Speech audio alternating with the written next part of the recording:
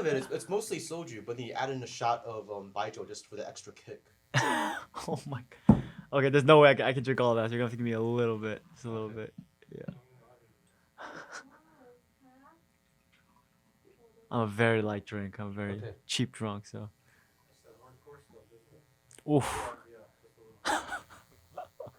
I guess drink half of this or Oh, I don't even know about quarter. like 짠? Young people say 짠. Yeah. Yeah. Oh, in the north they were like tansme. Oh, really? Yeah. They say, oh, interesting. Do we start this off by going like this? 경야는 최고領導자 김정은 동지겠어.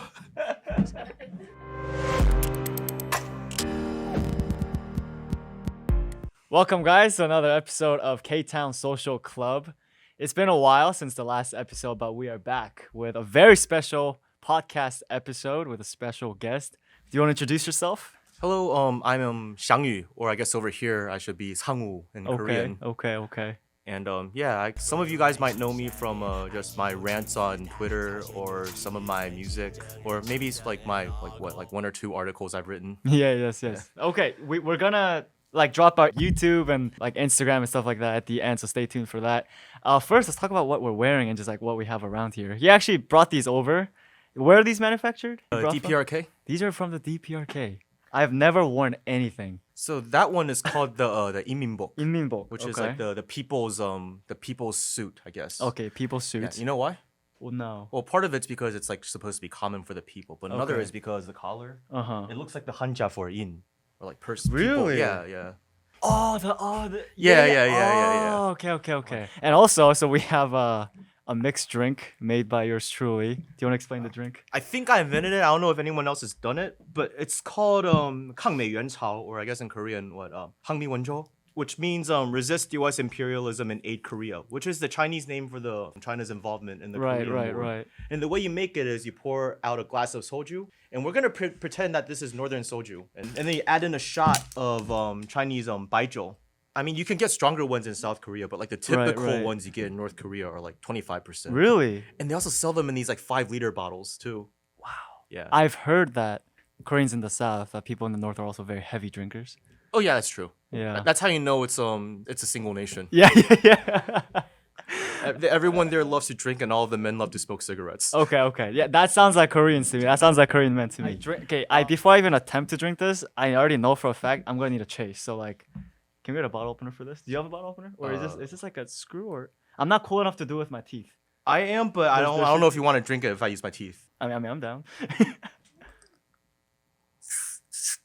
Wow.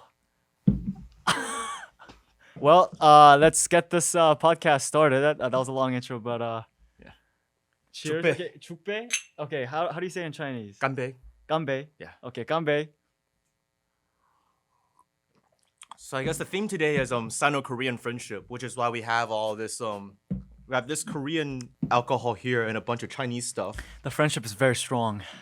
Yeah. Wow. Okay. Want to have some of this anju? Yeah. I get some other stuff in my stomach. You know? Okay, so let's find out more about who you are. So I think answering this question will get people to understand why I'm into this Korea stuff, because I'm Chinese, but then it's why does this person seem to have this sort of why does he eat so much Korean food and know some insider stuff and on have this? Well, that's just because I'm weird. But my mom's from Taiwan, and my dad he is Hwagyo, or Hwachao in Chinese, so overseas Chinese in Korea. Right. So my paternal grandfather was a migrant worker from Shandong province who went to the northeast back when it was occupied by Japan. So I guess what they call Manchuria. Then during that time period, he and his brother made it to Korea, Japanese occupied Korea. Okay. In Chagang province. Okay. Yeah, that's where my grandfather's brother stayed. But then my grandfather eventually made it down to Seoul. Okay. Before the partition. And then his plan was to just make more money for the next few years and then go back to China and then just kind of, start his family there and live a stable life. But then Korea got partitioned, and then I guess the borders in South Korea got closed, so he was kind of stuck in Korea. Okay. So my dad was born in Korea, so he speaks fluent Korean. Oh. Yeah. Wow. Yeah, but the thing is, back then I guess the policy was if your dad's not Korean, then you're not Korean. Okay. So my paternal grandmother is actually Korean. Okay. Yeah, but yeah, so my dad grew up there, but then like so you're not a Korean citizen, so what are you? Back then, the South Korean government only recognized one Chinese government. Well, it still only recognizes one, but it recognized the other one back then. Okay. The one on Taipei. Okay. Yeah, so people like my dad just became like citizens of the so-called Republic of China. So Okay. I call him like fake Taiwanese. Okay. Okay. Cause like he went to like a Hwagyo school in like Seoul, so like his entire education was like in Chinese, like Yeah. designed by like the Ministry of Education on Taiwan, and like Okay. Korean was taught like a foreign language class, from Okay. what I understand. Okay. Okay. So a lot of people like him ended up going to Taiwan for university because they also had these like similar to like affirmative action programs that like benefit like overseas Chinese. Okay. Yeah, so Wow. yeah, that's basically how things happen. Yeah. So yeah, so growing up, I mean, I was exposed to a lot of like Korean culture, like food especially. Okay. Like because my dad like faced discrimination growing up in Korea, unfortunately. Right, Like, I he's imagine kind of that. he's kind of like in denial about like the fact that he's like basically half Korean. So it's like, no, your grandmother came from China 300 years ago, like her side of the family. So I was like, well, that's enough time to like like do it with a few Koreans and but no, but yeah, but then like there are some things that are just undeniably Korean about him, like the way Okay. he eats. That's kind of where I get my my appetite for Korean food from because like, I grew up eating a lot of it. Okay. Okay. Dang. I remember telling you about like briefly before, but that's a crazy story that you won't see from most Koreans or Chinese, right?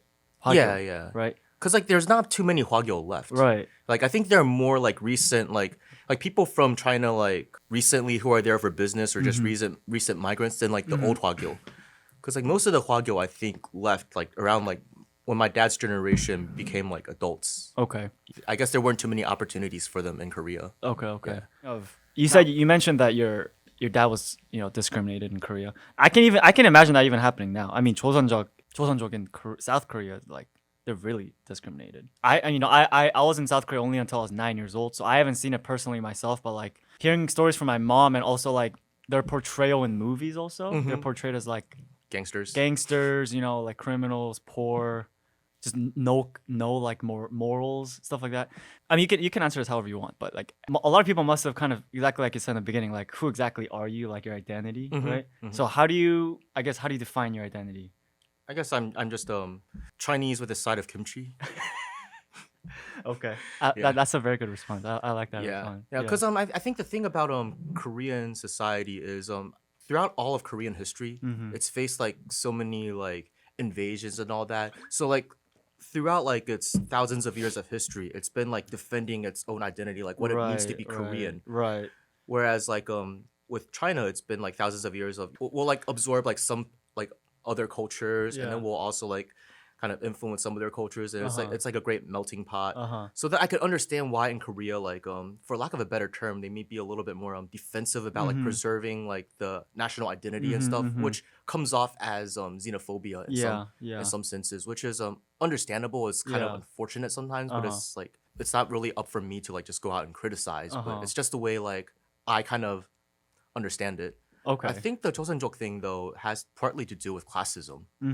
Because a lot of the Joseonjok who end up working in South Korea, I mean, obviously they're poorer and they end up doing the work that a lot of people there don't necessarily want to do. You all right? The friendship is very strong. Yeah. So strong. And I mean, there's been a few cases. I mean, the news isn't going to like make reports on people just being normal. It's going to make reports on like extreme things that happen. Right. And there have been cases of South Korean employers treating like some like migrant workers like very poorly. Right. I mean, this isn't really like a Korean or Chinese thing. This is more of a class thing, you know. It's like some employers are just not good to their employees. Yeah. And there's been a few cases where like the Joseonjok migrant workers were like pushed into like beating up or even killing like their bosses. Yeah. And then that gets blown out of proportion in the news, and like then you hear immigrant kills Korean. Yeah. Something like that. Yeah. I actually heard that the president Moon Jae-in, the current South Korean president, he enacted this law, and like you guys can like fact check me. I might be wrong, but I heard that the law for migrant workers is that in order to gain like visa status or just like permanent status, you have to work in your current employment for like 1 full year, and within that year, no matter how badly you're mistreated, you pretty much can't do anything. Because if you complain, they're like, all right, just leave then. So there's been Oh, a lot yeah. of cases of like wage theft, abuse, stuff like that. Mhm. In the United States, I guess what the South Korean equivalent of like migrant workers would be people from south of the border, Yeah, right? yeah. In California especially. Yeah. But in South Korea, it's like Cambodia, Vietnam, Mhm. a lot of just Southeast Asian countries, Mhm. and they're treated like trash. You know, Oh yeah. I think that's definitely a class thing. It's definitely a class thing. So it's like one of those things. It's like I'm talking about this sort of discrimination, but I'm also not like blaming the people in South Korea. And the fact that these ideas are widespread goes to show that the entire society is also kind of like a victim of U.S. imperialism. That's the way I see things. I don't know if everyone else agrees, but Oh, definitely. I mean, yeah. right now, I mean, if you look at the pop culture and anything culture, like especially like with like the youth, it's pretty much like 3-4 years behind U.S. culture. Hip hop is like 3-4 years behind. You know, pretty much emulating the same thing. Beauty standards, economic standards. I mean, these are like a lot of things are emulated after the United States. Public transport's like a century ahead, though. Yeah, a lot of I think I mean even healthcare. I think it was. My mom said that even when I was living in the even when I was living in Korea, but what's the surgery for that? Like to removing the appendix? Is it appendicitis? But Yeah. I know what you're talking that about. thing, that surgery, it costs like $15 or something. But in United States, I think it's like 15 grand or something like that, which would be cheaper to buy a flight to like any country that has cheaper surgery and like come back. But I think now it's like getting more and more expensive. But yeah, it's South Korea is a really interesting case, and I want to go back to that. Before we get to that, let's are you working or? So I'm working for Young Pioneer Tours, one of the major tour companies that takes foreigners to North Korea. I mean, right now North Korean tourism shut down because of COVID. Right. Because with sanctions, they're like what is it? I'm at a loss of words. I think this friendship is strong. Their I guess medical infrastructure is obviously going to be somewhat limited. So they're afraid that if like the pandemic goes in, then their infrastructure is not going to be able to support that. So they're playing it safe by just shutting off the border completely. Right. So it's it's the best choice out of all the bad options. Yeah. So right now tourism there is shut down. So I'm just working from home, like organizing. Okay. They do tours to other countries that like I'm not too familiar with. So it's just like a job, but like the passion, it's like doing the North Korea stuff, and that's where they want me like working like when they open up again. Okay. Yeah, they want me in Beijing. Yeah. Because most of the tours that we do to North Korea, like foreigners go to China, they meet us in China, and then we take either the train or the plane to Pyongyang. Okay. Yeah, if any of you guys are planning on visiting the DPRK, once it opens, including myself too. I mean, I was supposed to go in 2016. That's when the whole auto thing happened, right? 2016? Because that was when I just became a U.S. citizen.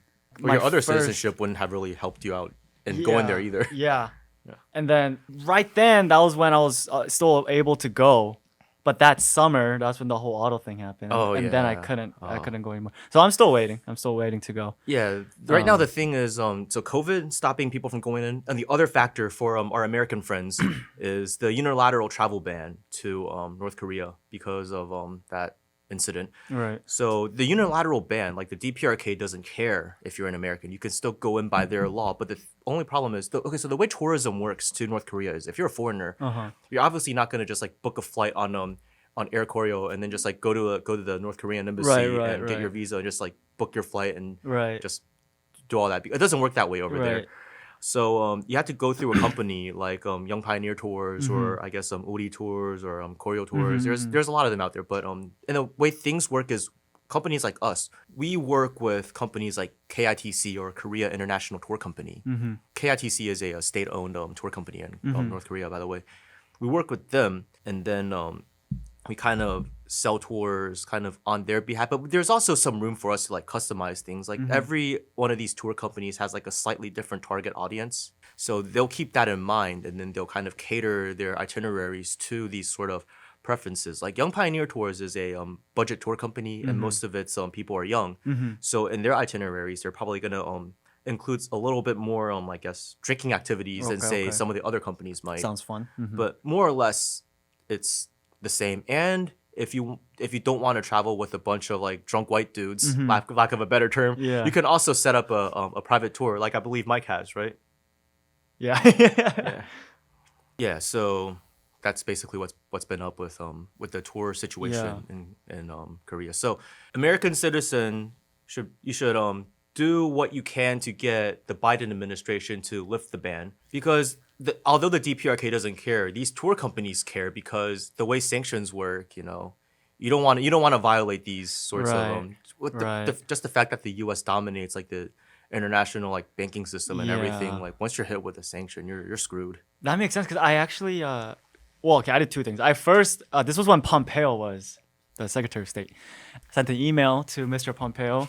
I still haven't heard back from them. How come you get to go and I can't? Yeah. And then I messaged, I forget which company it was. I think it might have been Korea. But I messaged, hey, like I said, I have a U.S. passport. I know I'm technically not supposed to be able to go, but can I just go and like, can you guys just not stamp my passport? And then they said no. So I think that's why, right? Because if they get caught doing that, then the company itself might be pretty in danger. Yeah. About the passport stamp though, most of the times when you go in, they don't stamp your passport. Do you know how the visa process works? No. So basically, what are the easiest countries to get a visa for? Like you send a scan of your to like a company like YPT, because when you book a tour with us, we take care of all that visa stuff for you. Okay. And you send a passport style photo. Okay. And then they fill out a visa form. Okay. That just asks for like just basic general information like your why you're here. No, not even that. Just like your address, your occupation, your stuff like that. Okay. And then we give it to the embassy. They don't put a visa in your passport. You get a little separate tourist card. They stamp that. Okay. But there are some places where they do stamp the passport. Like if you go to Rason, which is a special economic zone in the I guess South Korea still considers Najin and Sonbong to be part of North Hamgyong province. Okay. But in North Korea, they consider it like its own separate zone that's separate from North Hamgyong. That's where you got these, right? Yeah. Okay. If you go in from there, they'll stamp your passport. Oh. I didn't get my passport stamped. Okay. Because he was about to stamp it, and then the other guy was like, 중국 대만. It's like they don't recognize the regime on Taiwan. So it's like if they stamp the passport, it means that they recognize the so-called Republic of China. Interesting. So they look at it, they acknowledge the fact that okay, your information matches everything we have, but we're not going to stamp it because a stamp means we recognize it. Interesting. Yeah. Wow. Okay. So I could have gotten a stamp, but sadly I didn't. Yeah. Okay. After reunification, when I get a Taiwan Special Administrative Region passport, then I'll get a stamp. You told me before about like on Instagram, like a couple of your stories. What are some either the most memorable or the funniest, whatever you can share publicly, that you would like to? Yeah, as if like I have like a lot of like top secret. Yeah. No, nothing I've done in like North Korea or anywhere is like that stuff that like I can't really share. But like the most memorable though would be so when I booked my tour in 2018, I chose the one that was happening in September because it coincided with their national day on September 9th. Okay. And it's the 70th anniversary of the founding of the DPRK. Okay. 1948, right? Okay. So I was like, yeah, we're gonna go see like the mass games. They used to be called Arirang. Now like they change the name every year. Oh, I thought it was always Arirang. Yeah, like when I went, it was like what? It was like a Pinara. Oh. Pinara something. Like Okay. the glorious country. Yeah. There's another year. It was called like Inminne Joseon or something. Okay. I'm probably getting the names wrong, but it's like something along those lines. Okay. Yeah. It's like glorious this, the people's that. Okay.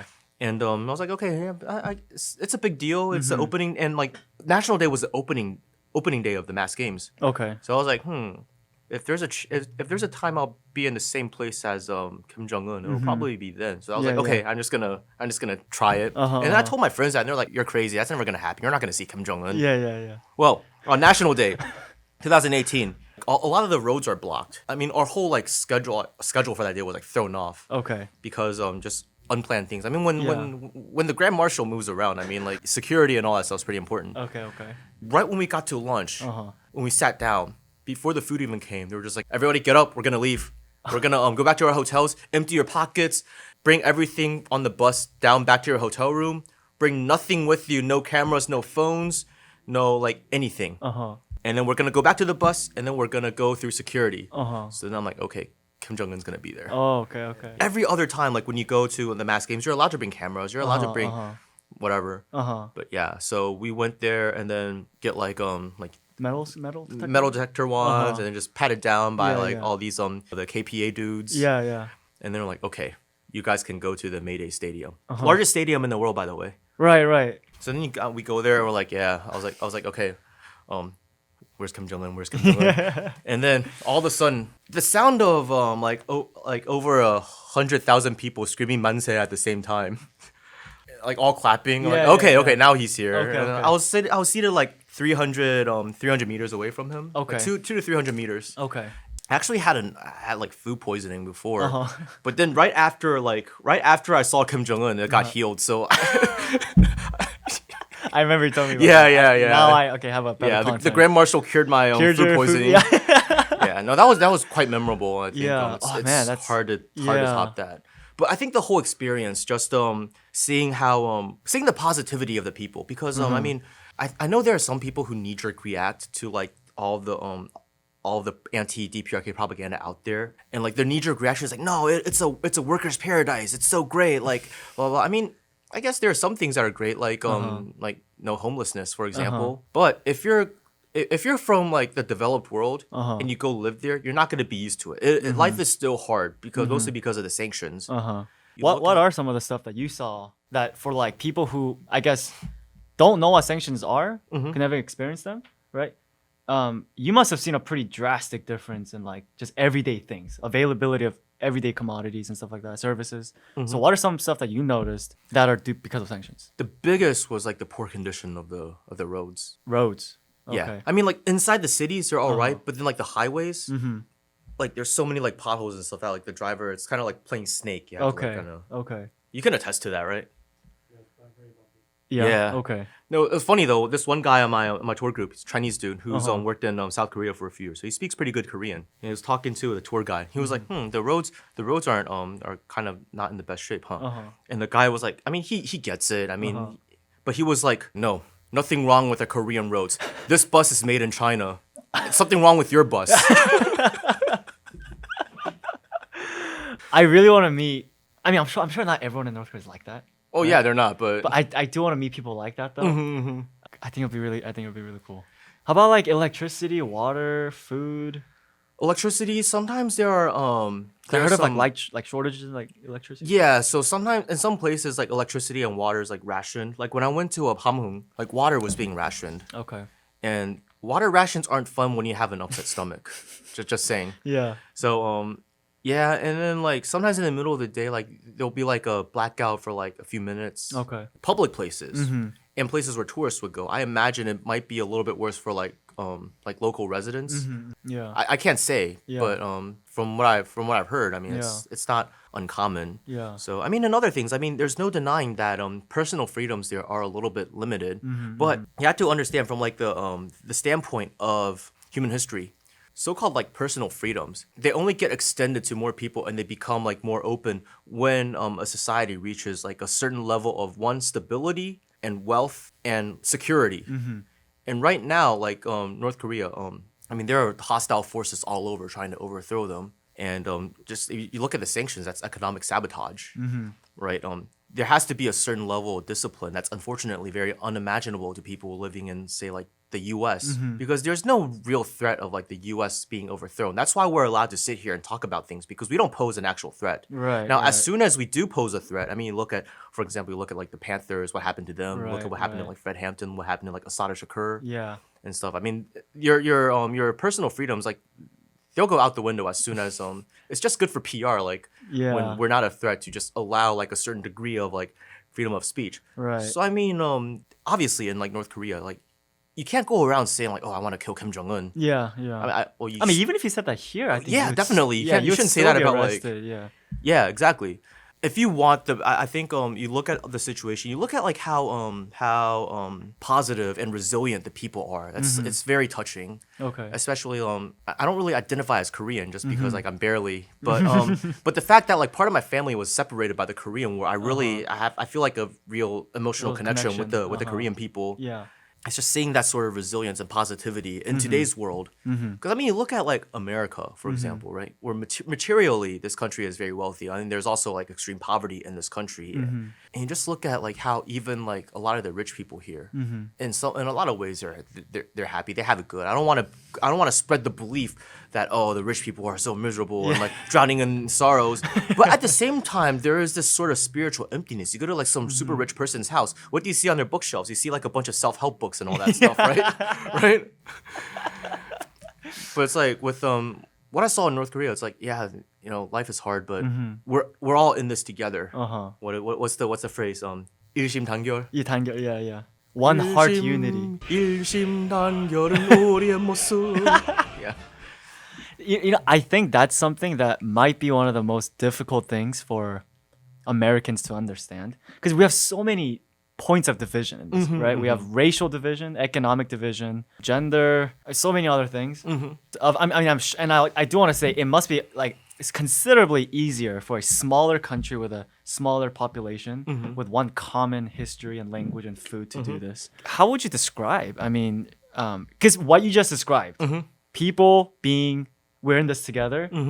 If you say that to like someone who's not very well versed in Korean history or like Korean affairs, they would say, well, that's because they're brainwashed, right? I mean that's honestly like the common answer, right? So as someone who's seen it yourself, how would you explain to someone that they're not brainwashed but they're blah blah blah? I mean, I wouldn't call it brainwashing, but every state has its own official line, right? Right. And I think the closest thing that I guess we can imagine in America or like in the West in general would be World War II, when everybody went together saying, "Hey, we gotta defeat Hitler and the Japanese." Okay, we can get into the debate of whether or not like the U.S. like fought for the right reasons or whatever. But the fact that everybody people were like, "Have you seen The Godfather?" Yes. You notice the scene where all the bumpers are wood on the cars. Oh. You know why?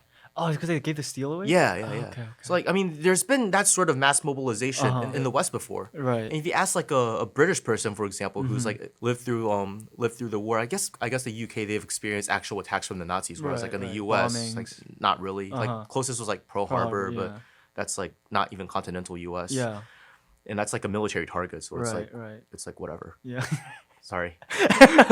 But war's war, but But I guess that feeling of like we got a common goal. Or I mean, you look at for example when like Osama bin Laden got killed, you saw like a lot of Americans just coming out on the streets, USA. Yeah. But the thing about Korea is the Korean War is like very recent history. Like everybody there has like at least some like relative who got bombed to death in the Korean War. Every city in the north was like completely leveled. Right, leveled. And I mean, even in the South, like when the when the UN forces led by the US retreated from a city, they would practice like scorched earth policies. Like when they retreated from Seoul, they destroyed like schools, hospitals, and all that stuff just so the communists couldn't use them. So I mean, you live through that history and you see like your home being destroyed, and then you see it like being rebuilt. And then, like, I guess after the Soviet Union fell, like you talked about this in your documentary, like they practically overnight they lost all of their trading partners. They couldn't get any more fuel. They couldn't. It's like any other country would have collapsed. But then it's like they fought through it, right? And it's like their mentality is, hey, what we have now didn't come easy. We got to cherish it.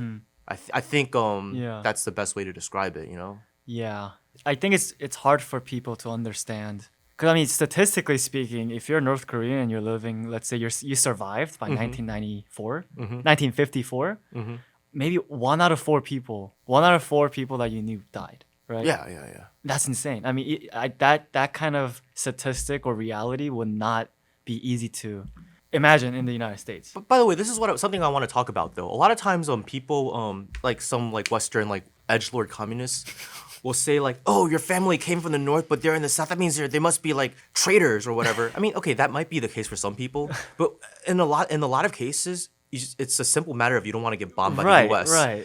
Like for example, my grandfather's older brother, right? He and his family. So he was married and he had like two kids. I guess my aunt and uncle. So I have like two relatives that are like born in North Korea. They were born before the DPRK, but they left in 1950. Okay. So their hometown, Hichang, got bombed. Okay. And they went and hid in like a valley or cave or whatever. And then they encountered these Chinese People's Volunteers. And they were pretty much like, okay, this is very unsafe. You need to go back to China. So then they escaped to China. But is it because like they had some sort of like political motivation, like we don't like Kim Il Sung or we like Mao better? Or, no, it's just a simple matter of I don't want to get killed. Of survival. Yeah. And but even then, like the stories, I visited Shenyang not too long ago, right before the pandemic. So I met my I guess the relatives who were like divided, who were like separated for like decades because of the Korean War.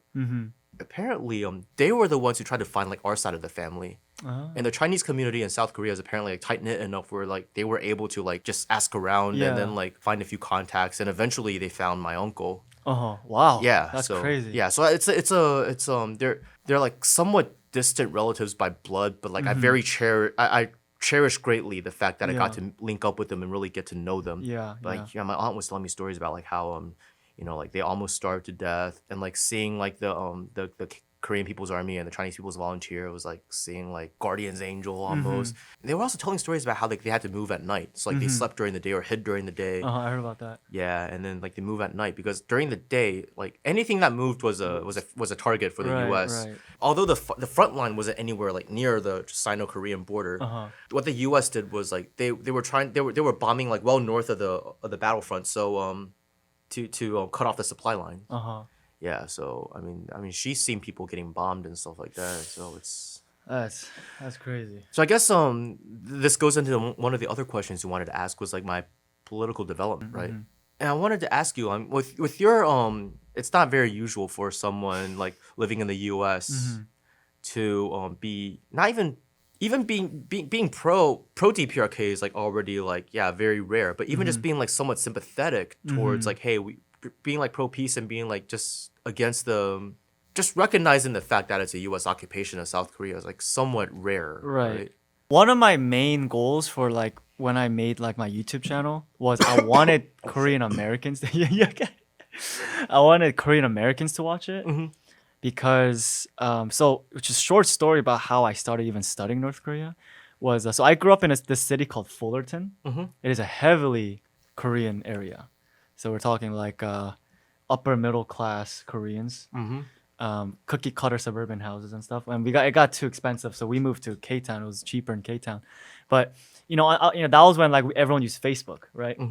I very clearly remember this one very nice church-going Korean girl shared this news post saying Kim Jong-un publicly executes 2,000 Christians in North Korea for having a Bible or something like that. And I remember seeing that and I'm thinking, keep in mind, until this point, I did believe everything that I was seeing, right? But I was just like, how do you execute 2,000 people like at one go? That just seems very, very like, that's difficult. That's the beauty of these like very ridiculous stories, because like at some point, like most rational people will be like, okay, that's just not possible. Like it's not possible to throw like 100 people into an aquarium to feed to like piranhas. I remember that. Yeah. What government goes out of the way to do these like really stylish executions that take a lot of resources? Exactly. And the other thing is, I mean, the way they say it is like, oh, it instills fear in the people. But this is a society. This is a government that came to power through revolution. A sure way for a government to get overthrown is to purposely starve the people. Yeah. I mean, I think they're smart enough to know, hey, if we want to stay in power, we need to do our best to, maintain a certain level of living standards to the best of our abilities while maintaining our principles of, self-reliance, independence, and all of that. That's one thing I feel like, whatever country that the West calls a dictator, like run by a dictator, for example, like Maduro in Venezuela or China or North Korea, you have to, justify calling them a dictator by saying stuff like, they're like hungry for power. I remember when Trump and Kim Jong-un were meeting and having these summits, a lot of headlines were like, oh, North Korea wants to, make sure that one of the, negotiable whatever is like Kim Jong-un staying in power, like regime, no regime change, staying in power, stuff like that. And I'm like, what regime like wants to be overthrown? Exactly. But like, if you are placing yourself in the targets, in the sights of the most powerful empire, the most violent and powerful empire the world has ever seen, and you're doing that for what? Just power? Like power and what? Money? Like, if you want power, the easiest way is to sell out to the U.S. Exactly. I feel like that jump isn't quite made because I mean we're taught from elementary school like who dictators are, who good people are. So I really don't blame anyone who their first impression of North Korea is like, oh, isn't Kim Jong-un like a dictator? Like because I think like that too. First of all, and second, I really can't expect anyone else in the United States to think otherwise. The way the propaganda works is they take little like slivers of truth, and then they strip it away from like its context, and then they just present things the way they are. Like, hey, they're not allowed to go on the internet. That's so bad, right? But then like they remove it completely from the context of like say how you look at Cuba, for example. Their internet's not really restricted. as soon as like they started getting like infrastructure for the internet, the NED CIA started moving in and just started trying to like sow like color revolution and like destabilization efforts. So like the DPRK's I guess for lack of a better term, their paranoia is very justified. Just given the U.S.'s track record, the way I like to talk about these things is, hey, let's not talk about whether or not we're pro or anti DPRK or whatever. First of all, let's start by understanding this country and the role it's played in the international arena since at the latest from the beginning of World War II. I mean, it's done messed up things since before, but if post World War II world order, I mean, that was really solidified in like 1945. So let's start over there, for example. And I think Korea is like a very important part of this to understand because like the Korean War was basically like the like model for U.S. intervention abroad. What I find really funny is like you have a lot of like U.S. Like liberals saying the Vietnam War was bad, it was a mistake, but then they don't say the same thing about Korea. And it's like I don't know. I guess the thing is it's called forgotten war for a reason. It's not forgotten in Korea. Right. No, you still see like little like signs in like Pyongyang, right? Saying like, hey, if you're like playing outside and you like find like an unexploded shell, don't touch it. Go find an adult or whatever. Yeah. Dang. The people in general are supportive of their leadership. I mean, there are some cases of like individuals who are just like kind of apathetic or don't care. Right, I'm sure. Either you're just like kind of apathetic and you're just trying to like live the best life you can and like ensure like a better life for your children, like most people in the world, or you're supportive. I mean, and you also have like some people, I guess, who are like anti. The thing that people don't mention is you look at the defectors. I mean, you've already made a whole documentary about like why defectors like are incentivized to like embellish things, but it's really disingenuous the way that like imperialist media tries to make them all seem as they're all political refugees when most of them come from like North Hamgyong province, the poorest province in Korea. So it's like there's an economic factor. It's like why do people in like I guess like south of the border come to America? Is it because they love America, or is it because like, hey, the U.S. keeps on like overthrowing their governments and destabilizing things and making life miserable that to some people they feel like it's their best option to like live a semblance of a stable life. Like the point where like living in the U.S. and being like and facing like racism and just being treated like a second, third, fourth class citizen, like and you find that preferable to staying in your country, like nobody wants to leave their home. Right. Yeah, so it's poverty and stuff like that is definitely a factor, and like a lot of the poverty in North Korea is due to U.S. sanctions. And people are like, well, why don't they like do this or that? Well, it's like Korea is a small country, and the U.S. is a lot more powerful than you think it is. It's not like the way people talk about these international relations is they speak of Korea and the U.S. as if like they're on an equal playing field. But I mean, have you read this book called A Capitalist in North Korea by Felix Zapp?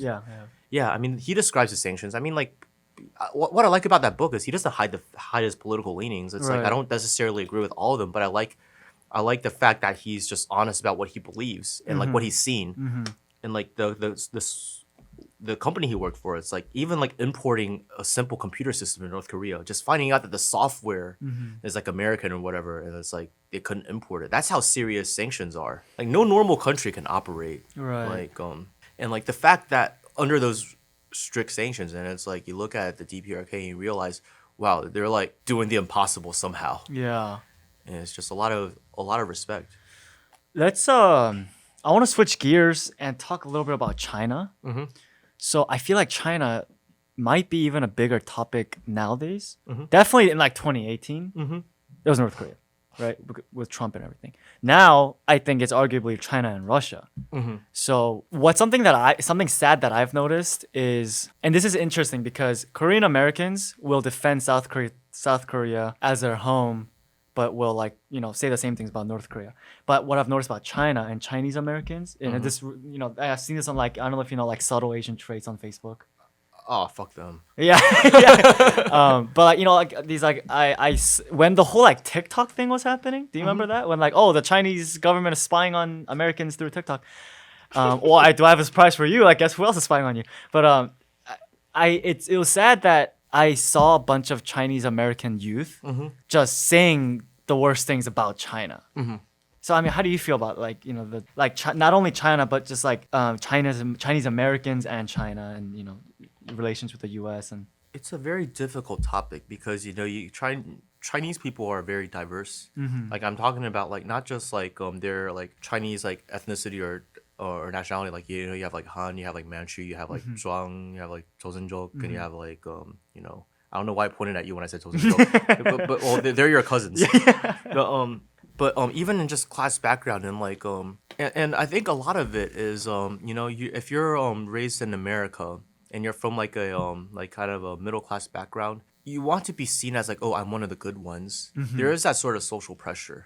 And what I've noticed is, I mean, I grew up from like in like the restaurant community basically, like so a lot of like my parents' friends were like working class, and they're just like not too political. But a lot of like the STEM, like the brain drain Chinese immigrants, I mean, they're either apolitical or they're like anti-China, and it's understandable. A lot of them came during like the in the 80s or the 90s when like the situation in China was very uncertain to them, and nowadays, like a lot of scientists will want to stay in China, but before they felt that there weren't too many opportunities for them, and coming to America was the best option. So then they did well in America, so they're kind of thankful for that, and then I guess they kind of passed that on to their kids. Obviously, the other thing is, I mean, I guess you kind of feel this as like a defender of like North Korea in the U.S. You have to know your shit, and not only that, you have to have like thick skin. You have to just be able to deal with the fact that people will think you're weird, and they'll kind of, at best, they'll think you're weird. At worst, they'll think like you're like a monster. Yeah. And I guess like people just don't want to deal with that. And growing up in America, like as part of a diaspora, if you are disconnected from like your roots, I don't know, it's easy to gravitate towards, I guess, to take the path of least resistance. And the path of least resistance right now is just to agree with U.S. mainstream media about everything about China, like regarding, like, let's say COVID or like the Uyghur situation or whatever. Yeah, it's okay. Let's imagine this: if Korea reunified under the DPRK, like how would Korean Americans react? I mean, they're still Korean, right? And Korea's still their home. Yeah. But politically, it's not what they were brought up to believe was good. Right? So it's like I guess it's something similar to that. I mean, even in Ktown, we had like even 2 years ago. Do you know the previous South Korean president that got impeached and put in prison? Yeah. Over there, like a couple blocks that way, we had like this giant billboard that said like, "Oh, release President Park Geun-hye now." So I imagine that we would, if that did happen, I imagine a lot of Korean Americans in Ktown would be buying more banners and more billboard spots saying like, "This is not my country," like, like fight back for what's ours, like, stuff like that. I imagine that's what would happen. Take back Korea. Take back Korea. Yeah, stuff like that. Yeah. The bakwe. Yeah. The Adidas Viets. Yeah, Adidas. I think, and I'm sure as an Asian yourself, I'm sure you can notice like a certain trend in Asian Americans. I feel like this was a huge topic during actually the BLM movement, because the one of the officers that were standing was a Hmong. He was Asian, right? And also the cop's wife was Asian, and then she divorced him right after. But yeah. I don't know. The thing is, with these things, I'm not defending the cop or like or whatever, or like the Asian guy. But it's also the idea that like Asians in America are a monolith. So then it's easy for people to just be like, oh, well, Asians are just all anti-black and they're bad because of this.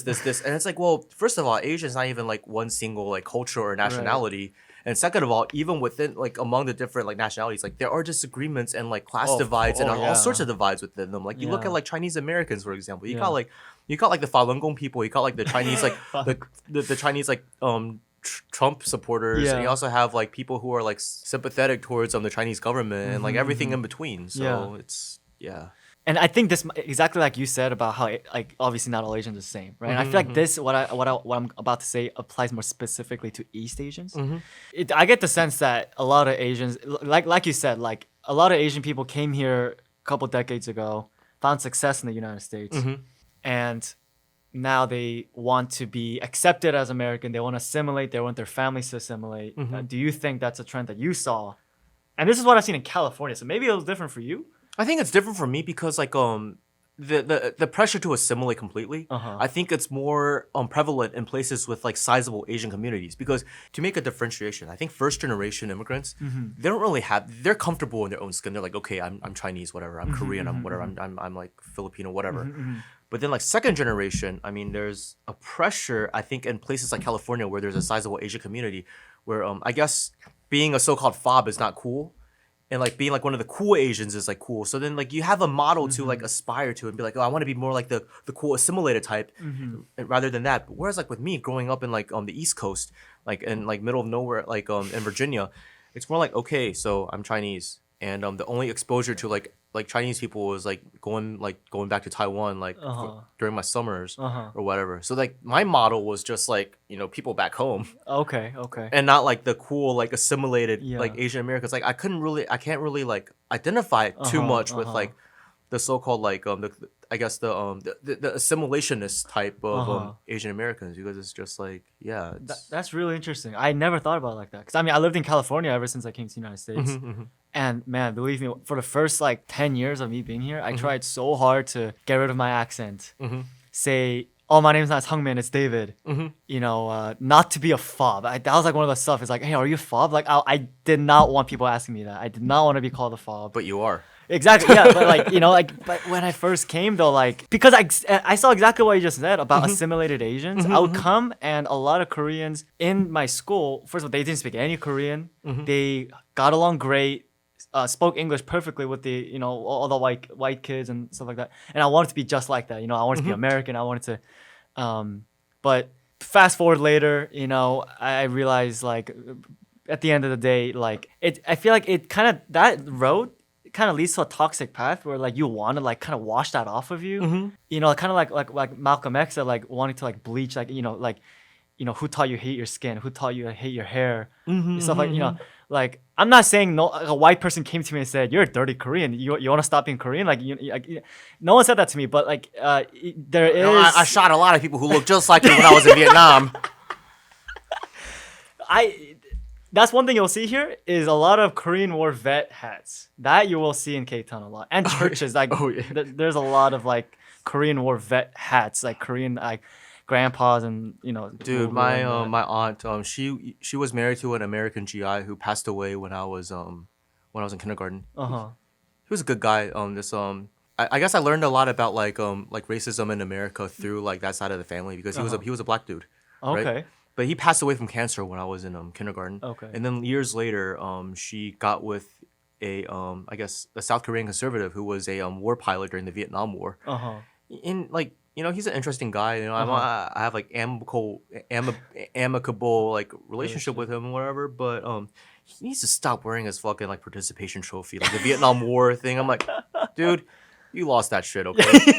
And you weren't even like an American soldier. You were like a hired assassin, okay? Yeah, it's that's crazy. I mean, I feel like your family just has so much diverse background of politics and stories. Which is crazy for me, because I don't have like cousins or aunts or uncles. I mean, I'm pretty much like not in communication with anyone from my dad's side. And from my mom's side, I'm very limited. I have one uncle. He's in Saudi Arabia. And like, you know, we're very you know, we're very good, but he's in Saudi Arabia, so I can't really see him. But I mean, I feel like your background's like pretty diverse and crazy. I think that's why, like, I think, okay, I assume, like, with your political development, a lot of it was incentivized by, like, just figuring out, like, who am I, right? I guess that sort of diversity within my family makes me realize that it's hard to have a consensus, and there's so many sides to all these different stories. I mean, I have, like, relatives in Taiwan, like, my mom's older brother.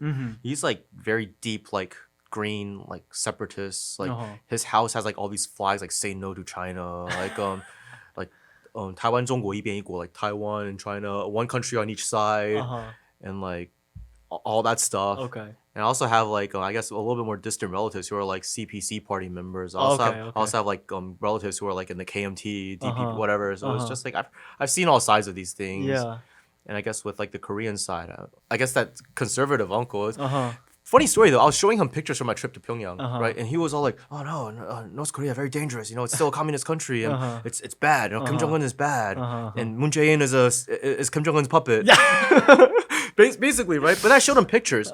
He's like, first of all, is Namnam Puknyo real? That's what everyone asks. And for those who don't know, there's a saying in all of Korea from before the partition, Namnam Puknyo, which is like South man, North woman, which is like the further south you go, the more handsome the men are, and the further north you go, the more beautiful the women are. Yeah. Do you think that's true? I think it's kind of true. From what I've seen in pictures, I think it's true. I think, but that's the thing. Like, I mean, you sound like creeps right now. No, I asked. You know what my tour guide, Mr. Che said. Oh yes, it's true, but only the second part. I mean, with the whole plastic surgery thing in South Korea, scientific observation is pretty much out the window now because half the population is like there's something changed. You know, it's kind of hard to. Okay, so before we close up, right? Before we close up, just on a lighthearted note, what is your impression of the West Coast and LA? You know, I like the chill vibe, but at the same time, it's like it's you know how like all these like vote blue no matter who people are like, oh, if we just keep on voting Democrat, then everything will be great in this country. I don't know how many like homeless tents I've seen over here so far, and like the entire West Coast has been dominated by the Democrats all this time. I'm not saying the Republicans are better, but it's like, come on, like you can't blame people who are disillusioned by the Democrats. Someone might fact check me on this, but I think LA has the worst homeless situation in the United States. I think. I believe it. Yeah, I think. I mean, it's like there's homeless people on the East Coast too, but it's not like whole encampments. It's like it's such a sad sight to see. It sucks for me to admit this, but like something that I have to kind of get used to, I guess, because I mean something that I've noticed when I came to moved to LA was exactly what you said. Like there's so much homeless people everywhere. So many homeless people everywhere. Is it on a lighthearted note, huh? Yeah, on a lighthearted. But yeah, it's I mean, how about like I mean you saw a lot of Asians here. Oh yeah, because we're in Ktown right now. Yeah. Is that weird to you? Not really, because I mean I lived in Taiwan for a few years. Okay. Yeah, I'm gonna be going back at some point. Yeah. So I mean I'm comfortable around Asians, but it's more like in K-Town, like everyone assumes everyone else is Korean. So then like I just choose to be selectively mute. I mean like my Korean's not like good, but I can understand bits and pieces, and like usually a lot of times like I can just get away with be like, oh nah, yeah. I'm just like selectively mute. Yeah. Okay. Thank you for joining us.